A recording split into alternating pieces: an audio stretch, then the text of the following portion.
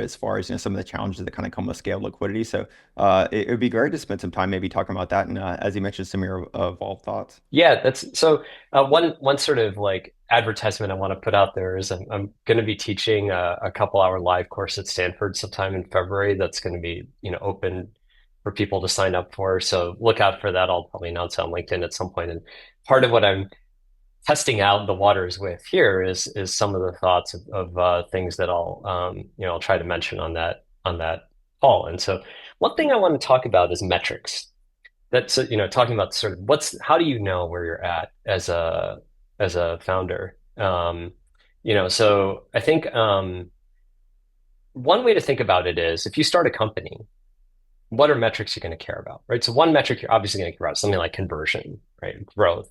You'll look at daily active users, retention, right? So all the usual metrics. If you go like to ChatGPT, you say, I'm starting a new business. What are the top 10 metrics I should look at? The thing is, those 10 metrics are going to matter to you whether you're a marketplace or not. So what's important is what metrics are different because I'm a marketplace. And the kinds of metrics I want people to focus on are metrics that are testing the sensitivity of one side of the market to the health of the other side of the market. So what does this mean? When you start, you're going to be in a place where if you increase the number of suppliers on the opposite side of the market, that's actually not having a huge impact on the behavior on the demand side of the market. Simple example. I mentioned urban sitting, I think, in the podcast with Lenny. It's a babysitting marketplace. You have parents, you have babysitters. When urban sitter started, if you added 10 babysitters, this wasn't going to change anything about parent behavior.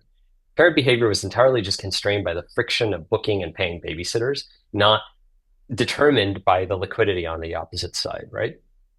When they get bigger, you get to a place where now suddenly you realize, oh, if I can add another 100 babysitters, I'll have much better retention of parents. I'll have much better conversion of parents. And those kinds of things, they only happen when you get to a place where the limiting factor to someone's engagement with your platform is whether or not they feel like they're seeing enough on the opposite side of the market. And I think it's counterintuitive. You might imagine, well, obviously when you're young, that next babysitter is hugely valuable. The problem is that can't be the case because you're not at a place where people are coming to your platform for liquidity. They're coming to your business to solve a different problem. That's what I talk about in the podcast with Lenny. There are other transaction costs that you're dealing with, not liquidity.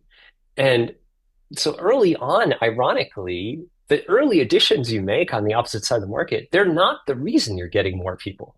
So the metrics you want to be paying attention to are how does one side of the market respond to growth on the opposite side of the market? And when does it start to seem like the response of growth to the increases on the opposite side of the market is positive?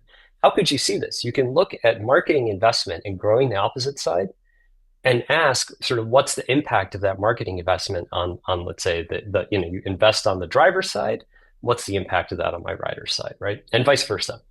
So these kinds of metrics are what I call cross-market metrics. And those are the things, certainly if you're an economist who thinks about, market design, network effects, these are the things that those papers are all dealing with every day. But I came to realize that, if you were a founder, that just looks like a jumble of metrics. These don't look any different to you than conversion rates, right? In a way, it is a conversion rate. I'm sort of asking myself what's the conversion rate of a user against the supply side? What I'm trying to say is, well, actually, it's not that obvious. You want to split that apart a little bit. You want to ask just what's the raw probability customer buys something for my business? But then you actually are here asking about a derivative of that with respect to the rate of change of the opposite side of the market. And I think it's that kind of thinking, this kind of cross-market elasticity is the term that an economist would use, that I think is very important to distinguishing when you are versus are not a marketplace, in the sense that I've been talking about up to now in the call.